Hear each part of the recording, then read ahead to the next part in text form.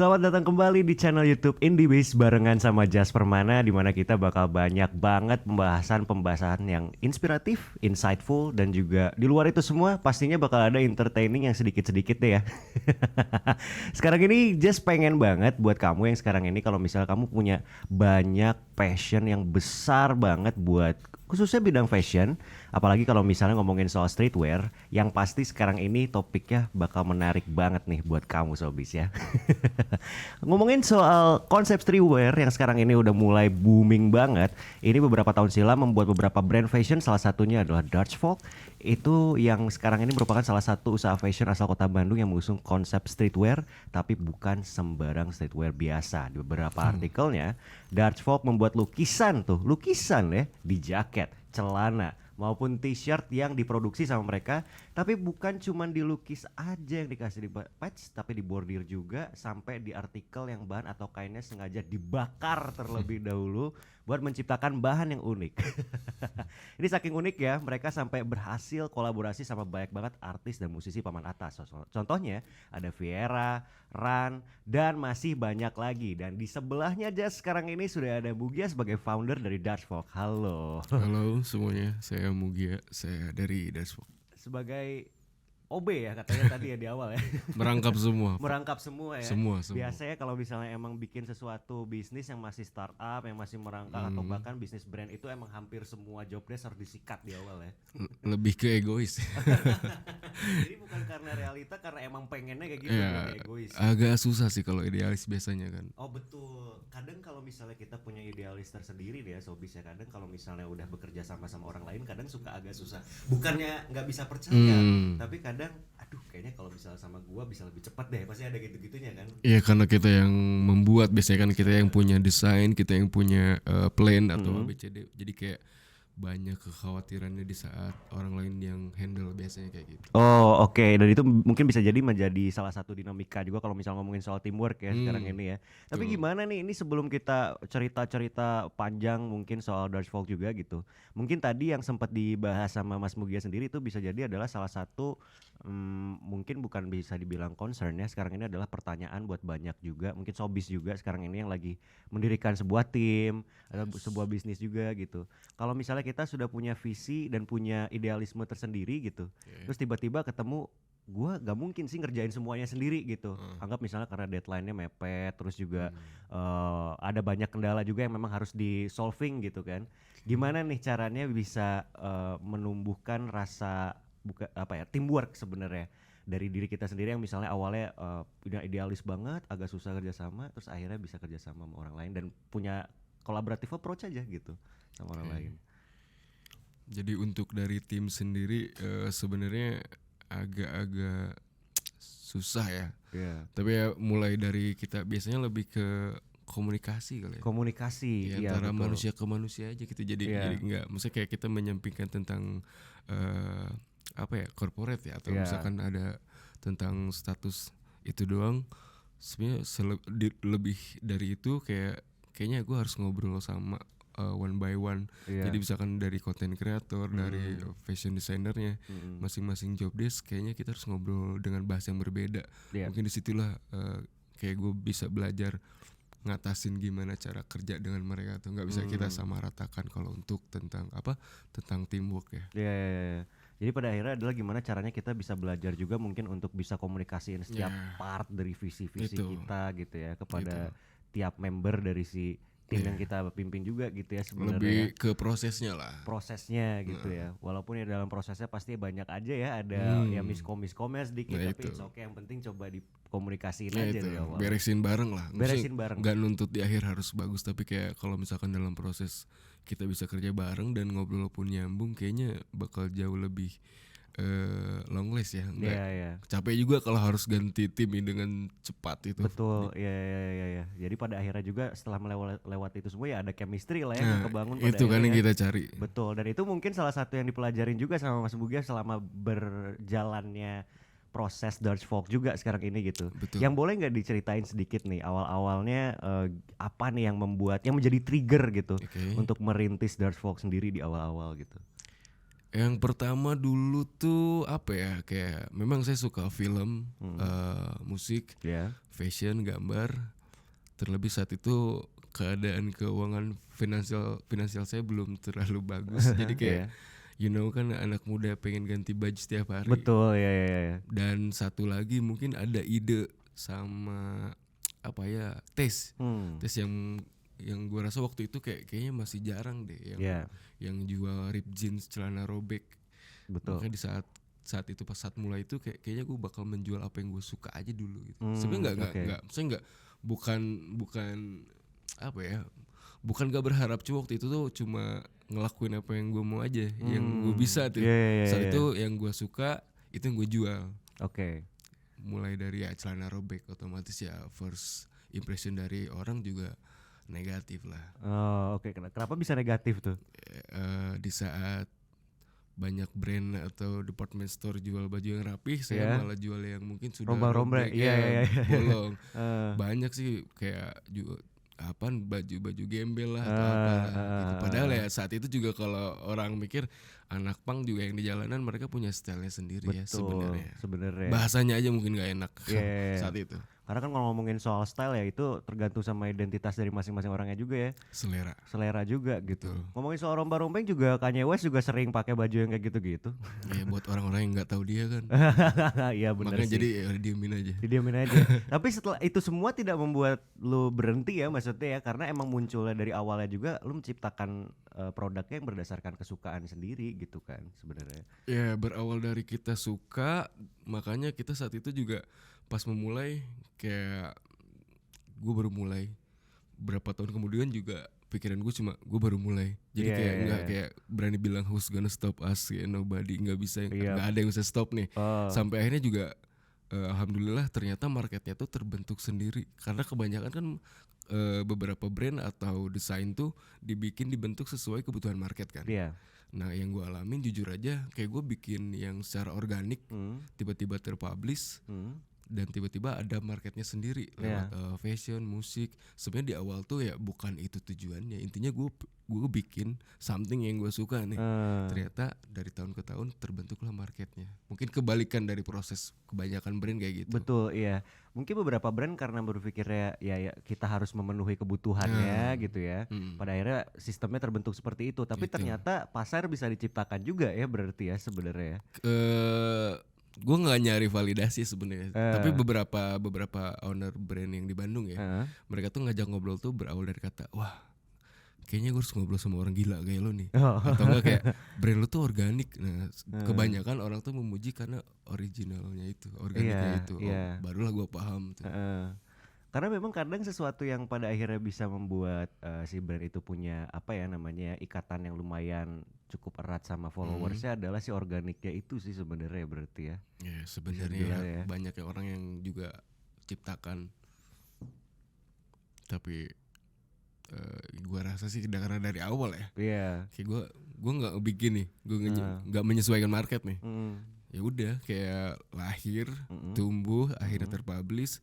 Sejujur ini, makanya ketika dapat market yang seperti itu juga kayak oh gue paham nih, dan bukan cuma pihak dari kitanya juga, kebanyakan let's say buat beberapa forum atau orang yang ngebahas tuh, setelah gue riset dan gue simpulkan memang mereka notice karena image-nya atau nge-brandingnya atau enggak kesan organiknya ini. Ya. Makanya mungkin kayak beberapa yang bilang kayak gampang naik lah atau gampang di notice artis misalkan.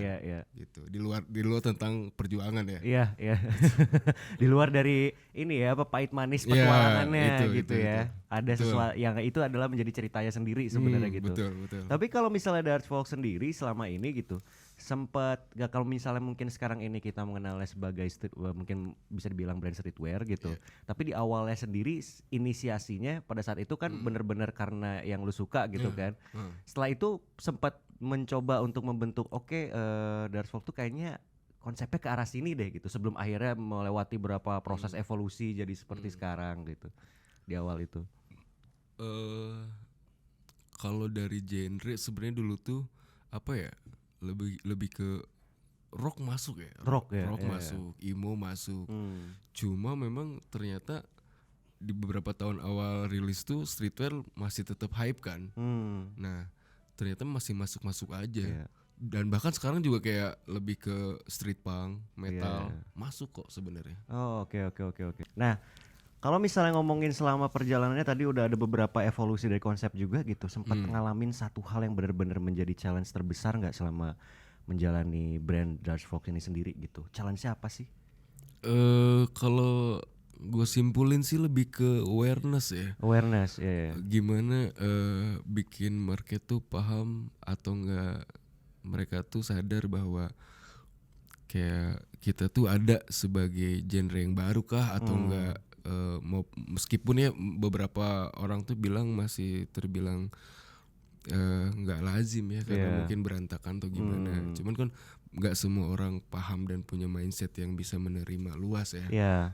Apalagi kalau kita udah menyinggung tentang genre kayak gitu-gitu, itu juga gue nggak berani berpikir lebih, kayak gue lebih menghargai juga. Cuma untuk ya itu mungkin karena jadi perjuangan juga, gimana caranya gue bertahan, dapat awareness dari mereka bahwa fashion tuh bebas, Betul. seni itu bebas, cuma tergantung gimana cara kita mengimplementasikannya atau di mana kita memakainya. Mungkin itu yang masih gue pelajari sih. Oh, oke. Oh, berarti ternyata nggak cuma di musik aja, berarti di brand pun juga ada aja yang suka ngomong ini genrenya kenapa tiba-tiba berubah kayak gitu-gitu, ada juga berarti ya.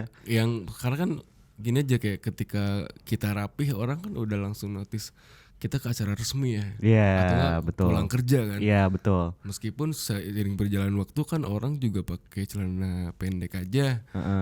Kita nggak tahu mereka mungkin aja menghasilkan kerjaan yang lebih dari orang rapi kan sebenarnya. Makanya disitulah kita makin dapat challenge juga, gimana caranya make sure ke orang bahwa kayak everyone has the same right to show the best side, kayak semua orang tuh punya hak yang sama buat menunjukkan sisi terbaik mereka. Jangan berpikir kayak aduh kayaknya gue nggak cocok dia pakai ini, gue nggak cocok pakai itu. Kayak come on lah, kayak lu punya kebebasan kok pakai apapun selagi lu masih bisa menghormati tempat atau orang-orang di mana lu berada gitu. Sebenarnya bebas-bebas aja. Itu sih challenge sih dari awal. Oke, pada akhirnya sebenarnya semua adalah terserah gimana lu pengen dress up gitu ya sebenarnya. Betul. Nah, ini ngomongin soal awareness juga gitu. Salah satu yang paling gokil di Dutch Folk ini selama ini adalah udah sering banget kolaborasi sama banyak artis juga gitu.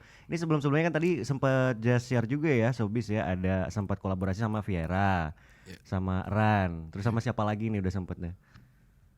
Seingatku ya, dulu tuh berawal dari Ran dulu malah. Oh, Ran dulu. Ran, yang featuring sama Ramen Girl. Habis di situ ada The Massive. Baru lanjut ke The Upstairs, Dewa, Slang. Lalu setelah itu masuklah kayak X Factor, Indonesian Idol, kayak apa ya, audisi kayak gitu lah ya. Kayak gitu. Indonesian Idol yang udah 3 tahun. 3 tahun kerjasama. Mungkin dari situlah visi fashion stylist itu kayak nyalurin kita ke beberapa band. Ditambah lagi setelah COVID baru ada konser kan. Iya betul. Nah, di 2021 pas konser mulai banyak, nah muncul juga tuh beberapa kesempatan buat kenalan dengan artis-artis band yang memang masih aktif setelah pandemi ini. Nah mungkin karena mereka juga kayak udah dari sisi musisinya juga mereka kan udah excited buat perform ya. Nah dari mereka juga pasti butuh wardrobe. Betul. Nah di sisi lain audiens yang merasa dirinya harus punya outfit juga saat nonton, nah mereka juga notice memikirkan wardrobe-nya ini. Disitulah kayak mulai ngerasa kayak it's time bro, kayak gue harus ngejar dari sisi musisinya dan dari si audiensnya. Dan alhamdulillah dapet kayak dari siapa ya, kayak Okin, Viera yang sering ya akhirnya konser. Terakhir tuh beberapa lah yang belum kita up juga. Jadi masih ada banyak juga ya berarti ya sebenarnya ongoing nih berarti sebenarnya sekarang Amin, ini. Lancar. Tapi kalau misalnya si proses ya mungkin project kolaborasi barengan sama artis-artis ini tuh di awal-awalnya apakah emang kalian yang di-approach sama mereka atau emang kalian emang sengaja nge-approach itu? Contoh misalnya kayak yang Ran sama Ramen Girl yang di awal itu emang kalian pitching dulu ke mereka waktu itu atau emang tiba-tiba diajak sama Ran sama mereka gitu? So far sih kita belum pernah ya ngajuin. Oh ngajuin sendiri belum pernah? Belum, karena aku mikir kayak harus pakai duit deh. Iya pasti sih sebenarnya. Lo Jatuhnya endorse kan. jatuhnya endorse Dan soalnya, iya. pertama gue pikirin tuh kayaknya harus keluar uang dan menunggu. Biasanya kan kalau endorse nunggu kan. Nunggu, iya. Sampai di mana mereka yang notice, mereka yang ngajak kerjasama. Tapi di saat mereka yang ngajak, kita sangat ya berterima kasih. Kita ngasih yang terbaik juga, nggak asal-asalan ya. Kita seneng kan, berarti kita yang istilahnya diajak. Betul, iya. Diajak di samping padahal gue nggak punya duit waktu itu buat ngajuin kerjasama nih. Ternyata mereka udah ngajak duluan, itu kesempatan bagus. Iya. Apalagi pas Noah. Wah, iya. Ya itu ternyata Noah pertama kali itu di SCTP, ya gue kira juga bohong ya. Iya. Ada stylist yang ngabarin, ajak meeting, alah paling cancel gue bilang.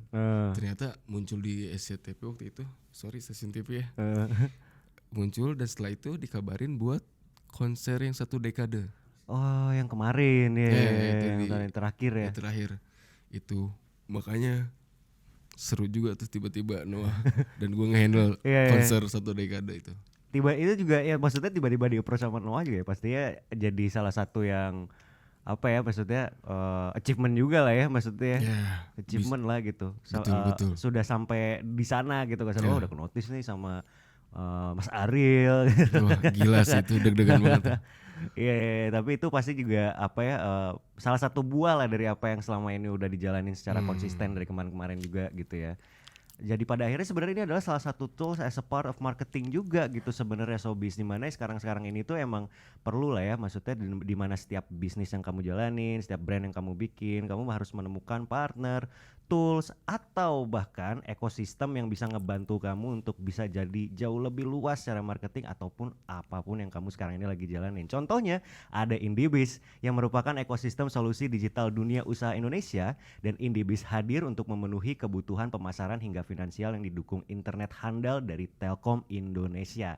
Jadi udah pasti bakal sangat bisa ngebantu kamu dalam bisnis ataupun juga yang sekarang ini lagi kamu jalanin juga. Nah, kita balik lagi ngobrol barengan sama Mas Bugia juga nih. Yes. Seberapa penting nih, tadi kan kita udah ngebahas soal kolaborasi sama banyak artis gitu. Dalam proses membangun sebuah brand sendiri gitu, seberapa penting sih kolaborasi itu? Sebenarnya baik lagi ya kebutuhan brand ya. Ada memang kayak nggak penting, yang penting kayak selling mereka di marketplace banyak ya. Betul. Cuma untuk beberapa brand yang memang dia mengedepankan branding atau awareness, kayaknya itu jauh, kayak 80% penting sih. Contoh yang gue alamin juga, gimana caranya kita jadi brand yang long last ya, yang timeless. Iya. Kayak istilahnya kayak beberapa brand besar juga di dunia butuh 100 tahun buat ada di posisi hari ini. Let's say kayak Balenciaga ya. Iya.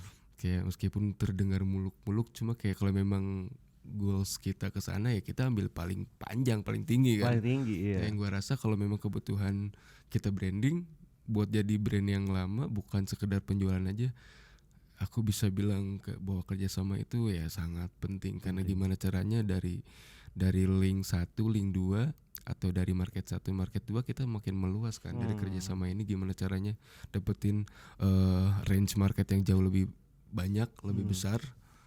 Jadi sangat setuju kalau misalkan kita ingin memperluas market kita atau membuat brand kita lebih timeless lagi dengan collab berbagai atau brand atau enggak musisi, banyak lah.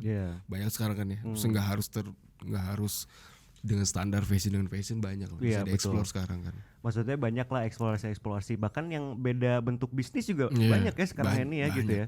Karena jatuhnya sebenarnya kalau misalnya ngomongin soal kolaborasi itu jatuhnya kayak seperti satu brand yang memberikan satu kontribusi lagi balik juga. Betul. Gitu ya, saling support satu sama lain. Jadi ada satu impact yang di luar dari apa yang selama ini mungkin dijalani secara bisnis aja gitu sebenarnya gitu. Itu salah, berarti penting banget ya kolaborasi. Penting buat memperluas lah. Buat memperluas market juga. Betul. Nah, kalau ngomongin soal salah satu momen di perjalanannya Mas Mugia sama barengan sama tim-tim dari Dutch Folk sendiri, pernah nggak ada satu momen yang di dalam bisnis pastinya ada ya yang bikin wah ini deg-degan banget nih, satu mode krisis lah gitu yang paling mendebarkan gitu buat Mugia barengan sama tim gitu, pernah ada satu momen kayak gitu gak? Kalau untuk saat COVID kali ya. Oh, kayaknya itu semua ya sebenarnya Ya kayaknya semua. rata ya. Pertama tuh saat COVID yang gue takutin tuh gimana caranya kayak gue harus tetap nge-keep, termasuk tantangan juga ya.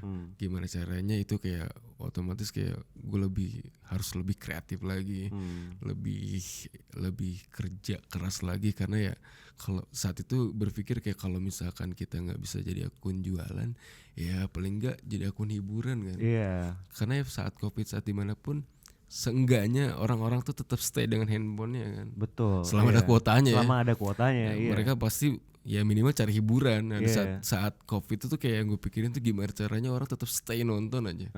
Saat itu ya, itu bener-bener beberapa bulan kita pikirin. Yang kedua tuh saat itu handle band besar. Kayak gue pertama kali gue harus pakein wardrobe langsung ke Bang Aril waktu itu. Kayak gue juga nggak tahu, takutnya gue ketarik lehernya karena dia itu cuma berdiri di kiri kanan tuh bodyguardnya, dan bukan dia yang nyari bajunya, kita yang ngasih. Nih lengannya nih lehernya. Gue takut banget di situ. Maksudnya dari dia emang nggak ada, maksudnya kayak biasanya kan kalau beberapa band atau misal beberapa klien gitu biasanya punya direction yang detail banget ya. Gue pengen nanti ya shirtnya gini. Itu bener-bener mereka ya udah nyerahin aja gitu. Mungkin ada, cuma untuk fashion tuh waktu itu diajak kayak si fashion stylistnya tuh bilang, saya handle Lukman, kamu handle Aril gitu. Yeah. Oh mampus, gue bilang. Gue takut banget kan. Iya. Takut dibilang kamu luar biasa. Saya itu, tapi dia humble sih. Dia bilang dari Bandung ya, dari Bawah Batu kayak gitu-gitu. Seenggaknya ya, oh lu notice lah. Aman kok dari situ. Dari situ kayak tetap deg-degan juga kan. Tetap deg-degan, gue pakein semua baju, takutnya dia nggak suka atau di menit keberapa dia bilang nggak suka bajunya atau ganti. Gue udah nggak mikirin itu sih. Intinya beres, gue kasih baju, udah deh gue mundur. Itu deg-degan banget sih selama gue handle artis ya. Itu challenge ya. Challenge sih. Deg-degan parah.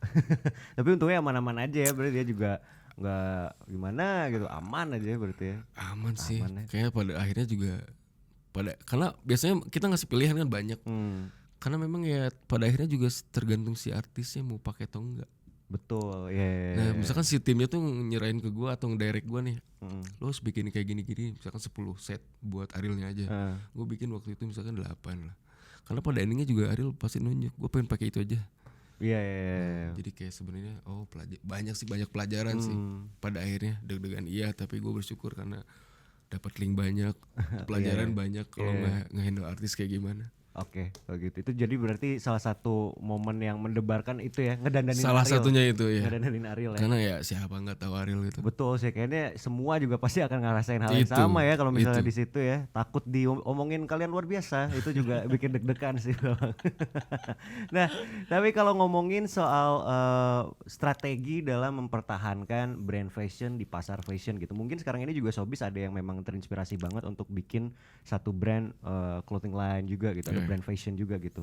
Sebenarnya ada nggak sih satu strategi yang betul-betul mungkin bisa dicoba gitu ya untuk bisa tetap mempertahankan si brand tersebut bisa tetap sustain, atau kita bisa ambil aja strateginya Dutch Folk gitu selama ini apa saja sih yang udah dilakukan agar bisa tetap sustain gitu? Ini sesuai pengalaman aja ya. Iya.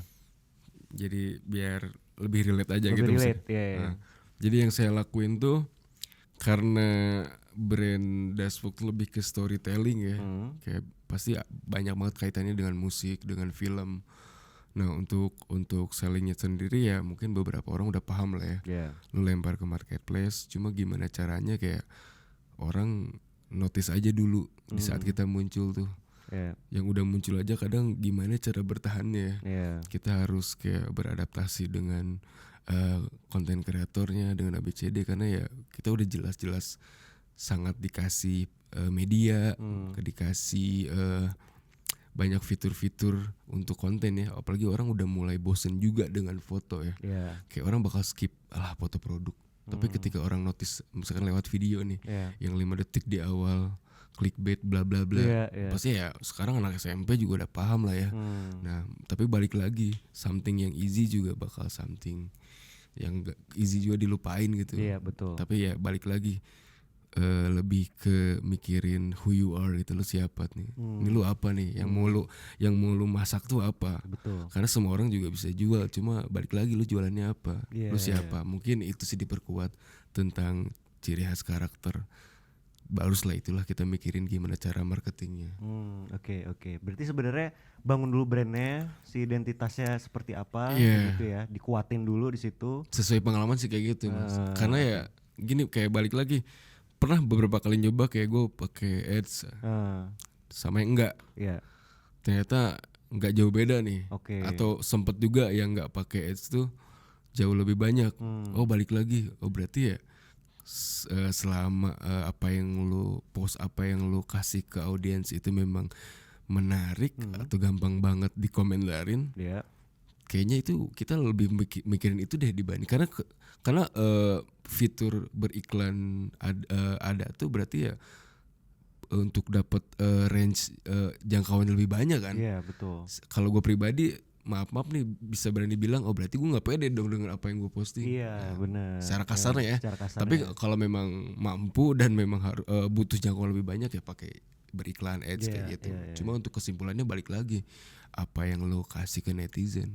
Oke, berarti betul ya, kembali lagi ya si core-nya, karena core itu yang nanti akan dijadikan value yang bakal disebarkan gitu ya Itu. sebenarnya di dalam. Tanpa disuruh ya. Tanpa disuruh, Nah, iya itu. ya, karena secara otomatis juga nanti akan ada marketing word of mouth juga yang bakal jalan karena dari si value-nya gitu-gitu ya. Betul. Nah, ini ngomongin soal nyebarin gitu kasarnya ya, nyebarin dari si brand atau si produknya gitu. Dulu-dulu pas di awal-awal banget ketika Darksfolk ini baru mulai gitu. Yeah. Strategi yang lu pakai apa nih buat supaya orang pada tahu nih gue punya satu produk yang lagi gue jual dulu gitu. Apakah pakai grup WhatsApp gitu, misalnya nyebarin kayak gitu-gitu. Oh, iya. Ada apa tuh? Jadi dulu tuh sebenarnya dari awal aja kaget ya. Iya. Misalkan produk pertama kita tuh boxer. Heeh. Boxer. Jadi di saat itu juga karena kekurangan dana untuk endorse, untuk buzzer gitu kan. Kayak misalnya gue posting di Instagram pribadi nih, otomatis menuai kontra kan dengan kalimat-kalimat kotor seperti itu. Cuma kan di situ juga kayak ya udah kita tanggepinnya, oh seenggaknya, oh berarti memang kita gampang banget di notice nih karena something yang nyeleneh misalkan. Iya. Nah gitu. Oh di situ gue dapet pelajaran juga. Jadi setiap kali rilis produk atau nggak nge-share produk tuh kayak yang tadi gue bahas, gue nggak minta misalkan coba share ya ke beberapa teman atau gimana, nggak, cuma posting aja, cuma nulis caption what do you think atau nggak gimana menurut kalian nih. Orang langsung kan nyerbu, wah ini brand nggak jelas nih, brand apaan nih bla bla bla bla bla. Tapi ya di situ aku pengen bilang ke semuanya kayak makasih udah jadi marketing kami secara gratis gitu. Secara tidak langsung mereka kayak nyebarin ke semua orang kan. Betul. Meskipun konteksnya gibah tapi secara tidak langsung we got attention gitu. Oh oke. Karena sebenarnya kalau ngomongin soal ada bukan teori sih, ada ucapannya kalau di luar. Bad publicity is good publicity, ya kan? Walaupun attentionnya dapatnya karena julid gitu, tapi tetap kesebar tuh pada akhirnya si Itu brandnya. kan poinnya kan. Poinnya itu untuk mendapatkan attention dulu. Sosial Bener-bener media itu. langsung narik perhatian banget ya. Itu Nah tapi poinnya. kalau misalnya kamu sekarang ini gitu ya, sama juga kayak Mas Mugia juga di awal gitu butuh bantuan untuk nge-support dan juga nge-spread out si brand ini seperti apa dan mungkin bisnis kamu sejauh mana, kamu bisa dibantu banget sama Ocha Indonesia yang merupakan salah satu platform inkubasi bisnis yang dimiliki oleh Telkom Indonesia. Fokus Ocha adalah mengembangkan solusi omni komunikasi yang dapat melakukan blast pesan melalui telepon, email, SMS dan dalam skala banyak dan juga dalam waktu yang bersamaan. Jadi bakal langsung spread out tuh semua yang sekarang ini sedang kamu kerjain, mau itu bisnis ataupun juga project-project brand yang sama kayak Darksfolk juga. Nah, mungkin ini sekarang ini bisa jadi salah satu yang bakal gue tanyain terakhir juga gitu. Ini Boleh. lebih ke arah pesannya aja sih. Mungkin sekarang ini Sobis juga kan ada yang kepengen banget untuk bikin brand juga gitu. Pesannya nih yang bisa lu sampein buat mereka gitu. Apa nih buat yang baru mau memulai untuk mengerjakan sebuah brand? Tentukan sih. Pertama gue bisa berani bilang ya, tentukan lu mau jadi brand yang komersil atau yang timeless ya. Kalau komersil jangan nunggu berpuluh-puluh tahun juga. Gampang lah tinggal baca kebutuhan market lu Market apa, apa, baru lu produksi apa. Kalau memang lu on point ya, nyari uang ya, lebih komersil, itu aja produksi apa yang market butuhkan. Betul. Nah, tentukannya itu kalau memang lu bukan nyari itu, lebih ke branding, lebih ke branding storytelling, lebih ke awareness atau membuat tokoh, ya lu paham lah, kayak lu bisa mulai dengan karakter lu, dengan idealis lu. Yeah. Pertama itu sih. Yang kedua, ya mau nggak mau lu ikut sosial media dengan segala plus minus pro kontranya ya. Nah itu memang kita nggak bisa hindarin. Banyak juga brand yang memang mempertahankan idealis, pada akhirnya juga mereka tetap ngikut dengan cara berjualan komersil. Jadi balik lagi ke kalian, mau ngebangun brand seperti apa dan mau nggak mempertahankannya gitu. Betul, iya. Jangan nanggung di tengah jalan ya sebenarnya ya gitu ya. Garis besarnya mungkin itu. Jadi mungkin dari awal sudah ditentuin aja core-nya dan niatnya sendiri, motivasinya sendiri dalam bentuk brand apa gitu ya. Biar nanti arahnya gak akan dibawa kemana, jelas juga clear ke depannya ya. Biar kalian tahu juga mau bertahan sejauh mana gitu. Jadi kalau untuk modal nggak usah bicarain kali, semua orang butuh kali. Betul, iya. Itu urusan masing-masing. Itu urusan masing-masing. Iya. Dan mungkin ada banyak cara juga untuk mendapatkan itu ya. Tapi kalau misal membangun brandnya, balik lagi itu ya, kembali ke core dan motivasinya sendiri, membuat brand itu sendiri untuk apa dan arahnya kemana seperti itu. Betul, setuju Mas. Oke, ada lagi mungkin yang mau disampaikan? Cukup deh. Cukup itu aja. Cukup. Oke, kalau gitu Sofis, terima kasih banyak udah ngeluangin waktunya untuk nonton obrolan kita berdua sekarang ini, dan mungkin juga lumayan insightful ya buat kamu yang sekarang ini lagi pengen nge-set up brand fashion baru juga untuk kamu. Kalau misalnya sekarang ini Jas Permana pamit, Mas Lugia juga pamit ya berarti ya. Kita ketemu lagi di obrolan kita yang selanjutnya. Dadah. Bye.